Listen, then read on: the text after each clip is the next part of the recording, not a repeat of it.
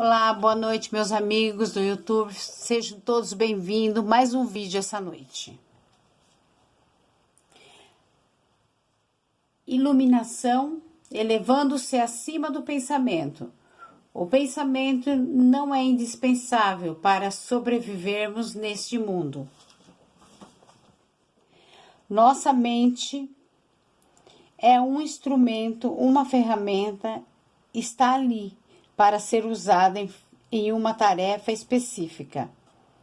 E depois de ser deixada de lado, sendo assim, eu poderia afirmar que 80% a 90% dos pensamentos não só são repetitivos e inúteis, mas por conta de uma natureza frequentemente negativa, são também nocivos. Observe sua mente e verificará como isso é verdade. Essa atitude causa uma perda significativa da energia vital. Esse tipo de pensamento compulsivo é, na verdade, um vício. O que caracteriza um vício? Simplesmente não temos mais a opção de parar. O vício parece mais forte do que nós. Proporciona ainda uma falsa sensação de prazer, um prazer que quase sempre se transforma em sofrimento. Por que temos de ser viciados em pensar? Por que estamos identificados com esse processo, já que a percepção do eu interior tem origem no conteúdo e na atividade de nossas mentes? Acreditamos que deixaríamos de existir se existisse e parássemos de pensar. No processo de crescimento, construímos uma imagem mental de nós mesmos baseada em nossos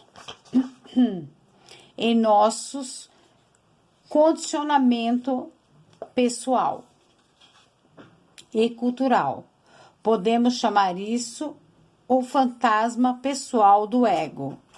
Consiste em uma atividade mental e só pode ser mantida através do pensar constante. A palavra ego tem sentidos diferentes para pessoas diferentes, mas aqui significa um falso eu interior, criado por uma identificação inconsciente com a mente. Para o ego, o momento presente dificilmente existe. Só o passado e o futuro são considerados importantes. Essa total inversão da verdade explica por que, para o ego, a mente não é totalmente funcional. O ego está sempre preocupado em manter vivo o passado, porque pensa que sem ele seríamos ninguém, e se projeta no futuro para assegurar a continuação da sua sobrevivência e buscar algum tipo de escape ou satisfação lá adiante. Ele diz assim: um dia, quando isso ou aquilo acontecer, vou ficar bem, feliz, em paz. Mesmo quando o ego parece estar preocupado com o presente, não é o presente que ele vê, porque constrói uma imagem completamente distorcida a partir do passado. Ou então reduz o presente a um meio para obter o fim desejado, um fim que consiste em um futuro projetado pela mente. Observe sua mente e verá que é assim que ela funciona. O momento presente tem a chave para a libertação, mas você não conseguirá percebê-lo enquanto você for sua mente. Não quero perder a minha capacidade de analisar e criticar. Não me importo em aprender a pensar de forma mais clara, com um sentido mais direcionado, mas não quero perder esse dom que considero o bem mais precioso que temos. Sem ele, sairemos apenas mais uma espécie animal. O predomínio da mente é apenas um estágio na evolução da consciência e precisamos urgentemente passar ao próximo estágio. Senão, seremos destruídos pela mente, que se transformou em um monstro. Falarei sobre isso em detalhes mais adiante. Pensamentos, consciências não são sinônimos. O pensamento é um pequeno aspecto da consciência. O pensamento não consegue existir sem a consciência, mas a consciência não necessita do pensamento. A iluminação significa chegar a um nível acima do pensamento e não ficar embaixo dele, ao nível de um animal ou de uma planta. No estado iluminado, continuamos a usar nossas mentes quando necessário, mas de um modo mais focalizado e eficiente. Assim, utilizando nossas mentes com objetivos práticos, não ouvimos mais o diálogo interno e voluntário e sentimos uma enorme serenidade interior.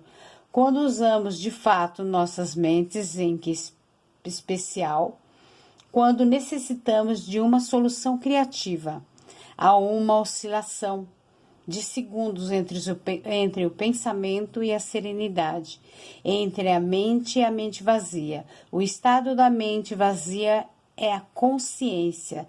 Sem o pensamento, só assim é possível pensar criativamente. Porque somente desse modo o pensamento tem alguma força real.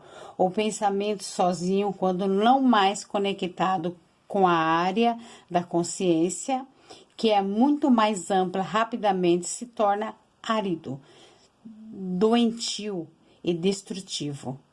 A mente, em essência, uma máquina de sobrevivência. Ela executa muitas coisas boas quando, por exemplo, ataca e se defende de outras mentes, coleta, armazena e analisa uma informação, mas não é nada criativa. Todo artista verdadeiro quer que tenha ou não consciência disso, cria a partir de um lugar da mente vazia que se origina de uma serenidade interior. A mente, então, dá forma ao impulso criativo ou insight. Até mesmo os grandes cientistas têm relatado que as suas descobertas mais originais aconteceram em um momento de serenidade mental.